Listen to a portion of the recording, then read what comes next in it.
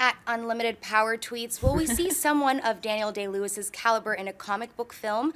This seems to be the path that a lot of actors are now taking. If I were a gambling woman, and I am, I would tell you that we're never going to see Daniel Day-Lewis in a comic book film. That is not his style in any. I know we've seen Robert Redford and some other incredible true thespians, you know, but like, no, we're just not going to. Sentiments? 5 years ago, I would have agreed with you. Really? Daniel Day-Lewis, though? Look, but when you talk about, when the question asks Daniel Day-Lewis types, well, it's already happening. The Daniel Day-Lewis types are already happening. We've got, you know, we've got George Clooney, although we don't want to talk about, you know, what his appearance in that. We've got him. We've got Russell Crowe, Academy nominee, Academy Award winner Russell Crowe. We got Al Pacino. Looks like he's going to be showing. We have Robert Redford. We got Ben Kingsley. We've got pretty much the only guy left is Daniel Day-Lewis. And I think what you might see happen here is what Sir Anthony Hopkins talked about when he agreed to do Thor. And he said, I remember we talked to him, and he was like, for his kids, not his kids, grandkids, his grandkids. Yeah. He was like, you know, I'd never really thought about doing something like this, but my grandkids loved it. And they said, Grandpa, why don't you do something like this? All right. And you know what? I think it might be one of those situations. Look, Daniel Day-Lewis loves his art. And he clearly doesn't care really that much about the money. I mean, they all care about money, but he knows he makes enough money as it is. He does like one film every 2 or 3 years instead of like 5 a year. But I got a feeling once the grandkids start tugging on his pants, say, Grandpa, can you fight Superman? All right, I'll go fight Superman. Look, would I put money on Daniel Day-Lewis being in a comic book film before the end of his career? No, I'm not willing to put money on it. But I am not so sold against the idea that it might actually happen as I was a couple of years ago. I am, and everyone you mentioned, other than Ben Kingsley, is not the caliber in my eyes as Daniel Day-Lewis. He's in his own, it's like Meryl Streep and Daniel Lewis, Lewis. which looked like he almost was going to do it. And you know what? I'm going to tell you, at the end of the day, he will be in one too. But I don't know, because of the reason you said before, how they have to sign on for so many, and especially Daniel Day-Lewis in particular, he demands at least 1 year to prepare for his character, and I can't imagine a lot of these big studios like Marvel giving him 1 year to prepare and then waiting another If anyone was going to get that time frame, and it would be him. He's the one you make allowances for. He doesn't do them back to back either. No. He doesn't go 1 year, 1 year, 1 year. He just does one and then takes years off, and so I don't think he would. And I think we're starting to see better actors in these movies, but still not quite to that caliber. I was glad that Joaquin Phoenix pulled out of that one, because can you imagine him at Comic-Con? Oh, Can you imagine him doing interviews, in the corner. doing junket interviews for 4 days? No. I see everyone else except for Daniel Day-Lewis. Because, I don't think he's interested at all. And imagine how method he is. If he had to do anyone that was superpowered, whether it was villain or hero, he would start being like, I can fly, and, jump off a building or something like that. Yeah, we don't want to give him too much power, because he could be method and be But you tell him, 2019, we want you, for one film, because this character's only going to be in for one film, we want you to play Ra's al Ghul in 2019. What about someone like Meryl Streep? Would we ever see her in a... We saw Glenn Close, which I never would have guessed. So... Yeah, I mean, so Meryl Streep, what's really unfortunate, though, because of the history of comic books and the comic book movies, is that there's so much more limited roles for like iconic female actresses to come in place. So, I mean, you get Glenn Close, you got to give her Nova Prime, something like that. So that's one of the really unfortunate parts of where we're at today, right now. Yeah, great question. I don't think so, but we'll see. We'll see in time. Mark this topic right here. All right, what's next? At Soccer Boy wants to know, when can we expect another Indiana Jones?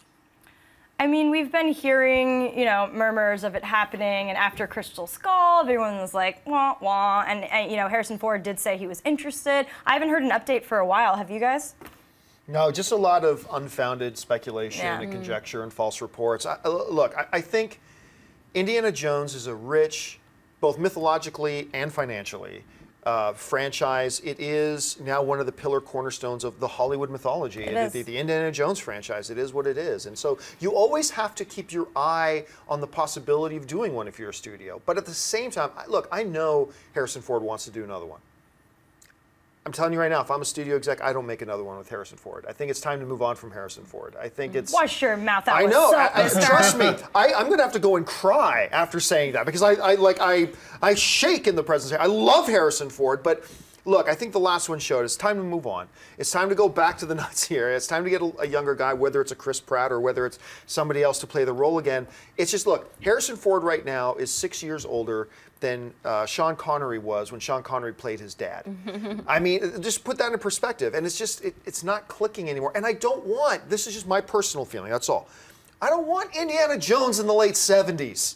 Not age-wise, in the 1970s. I don't want Indiana Jones in the 60s or 70s. I want Indiana Jones where he's supposed to be, you know? You and Nazis. He always brings up the Nazis. I want him fighting Nazis. After the show, John's going to go back to his house and look in the mirror and start slapping himself because of what he said.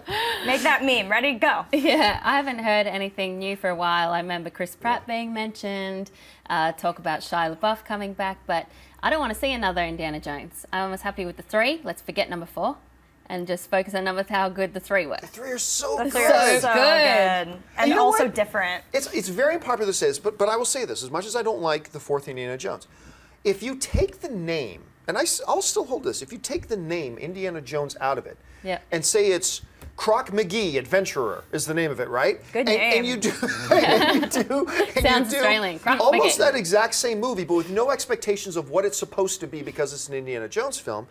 I might think, you know, it's not a bad little adventure film, but it is not worthy at all of the Indiana Jones name, and it doesn't feel consistent with the Indiana Jones, and so it feels even worse. I felt that way about Bourne. If they didn't have Bourne Legacy and it was a standalone action film, I would have liked it more. Croc but McGee, compared to the other, see, I'm in Croc McGee for everything. Croc pitch that McGee one. wins the day. All right, we have time for one more. Sundell wants to know, if you guys can bring any device from movies to real life, what would you bring? This is good. I mean, Batman's gadgetry is amazing. Mission Impossible's gadgetry is pretty amazing. Probably the DeLorean, though. Yeah. Fembots from Austin Powers. Of course. No, obvious. The answer is obvious. A lightsaber. Damn it. Well, it does exist now, so. A lightsaber is what I would have. Alicia? I don't know. I always think time travel would be awesome. I don't know about gadgets, X-ray glasses. Yeah. I always terrifying, say this one in conversation, the transporter from Star Trek. Imagine sure. how it would change everyone's lives. You could go visit anywhere in the world to do anything. Like, let's say you want to get lunch, right? You take it and it could transport you to Italy, and you can have an authentic Italian lunch, and then you take it back to where you live. And also, you could live not near where you work. It would just change everything. So that would be for me. How about the magic pen from Prince of Persia? That's good. Ching, ching, ching. Or how about, it's not a device, but my precious. Oh, the gold ring. Yeah, that's not really a gadget, but yeah. I said it's not a gadget, but If it didn't does send you some cool crazy, things. Yeah, but it'll destroy you. But Yeah, so if it doesn't kinda cool. destroy you. Destroy your soul. It worked out for Sam and Frodo, all right? Had the cloak from Harry Potter. Yeah, I was just thinking that. That's a The good one invisibility too. cloak. That's what I would want. Or Magneto's powers. I'm just gonna go on a complete tangent now. Hey everyone, if you liked this video, click that thumbs up button and make sure to subscribe to our AMC Movie News YouTube channel. It's free and helps you stay up to date with all the latest movie news, as well as our daily AMC movie talk show. Also, make sure that you follow us on Facebook and Twitter to stay up to date with all of our special promotions, contests, and prize giveaways.